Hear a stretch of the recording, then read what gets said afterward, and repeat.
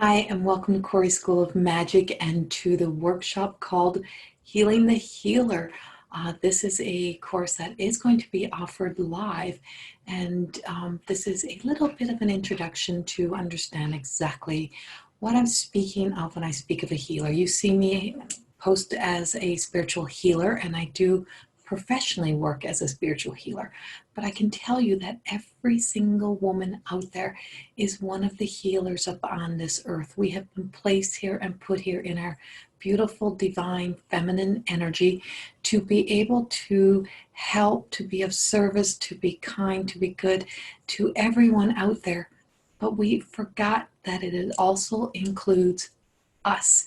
So I can tell you from personal experience and why this workshop is so important to me is because I was one of those women who forgot me.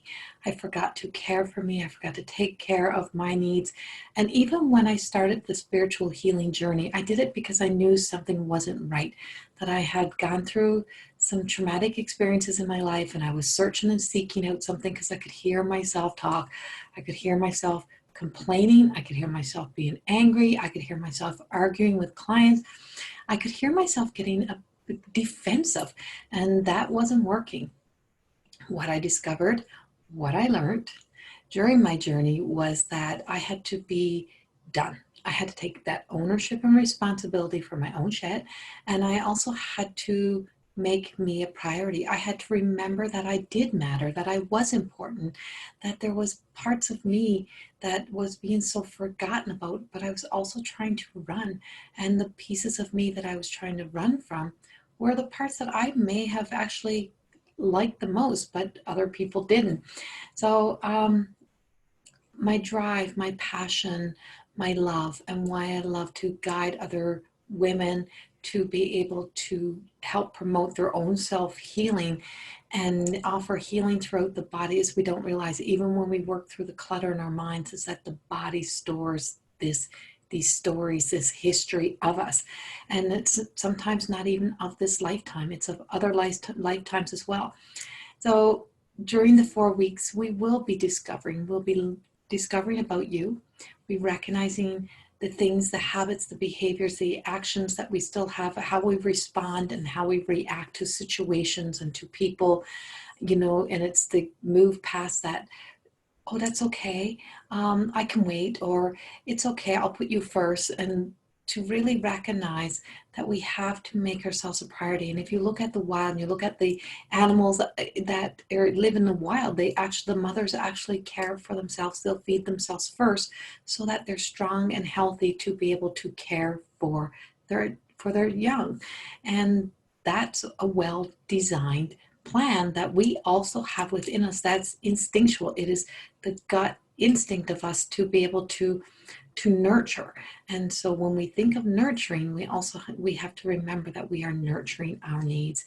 We're caring for us, and by making ourselves worthy and valuable and looking at those areas, then we can also work through the parts where we have numbed ourselves, where we need to awaken and realize and become consciously aware of our choices and decisions that we make, but also to then start to become very, very aware of why we do the things we do in the everyday. I'm saying, like, the everyday addictions, why we try to forget about our problems by going shopping, while we get so caught up in trying to fix the outside of us or trying to fix the outside world, why we have food addictions, why we have these things why we keep suppressing back, things that suppress us.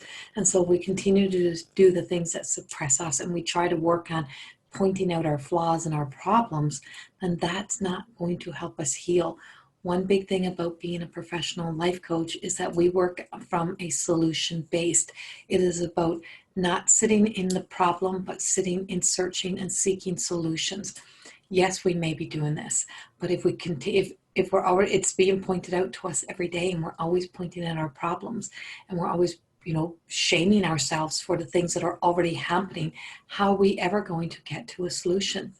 And we're not here to kind of try to push past the pain. We're here to recognize the pain and to know where the pain comes from, the source of the pain, but to also be able to know that it is the misery and suffering that we choose to stay in, or that we feel that we need to stay in, that keeps us from being able to actually look at the pain for the story that it actually belongs to, and to be able to say, it's okay that I'm sad. It's okay that I'm not the happiest of like everyone, like other people, and that the pain is not going to probably go away, but the new life that we live and how we can find a new way of living. I invite you to take this journey with me, because you are worthy.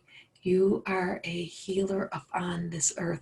All the divine feminine is. It took me a long time to be able to see myself the way that I do today. And it's not from ego. It's not from having to put a mask on. It's about truly being able to look in the mirror and say, I see you. And because I see you, I know you. And because I know you, I know what you're worthy of.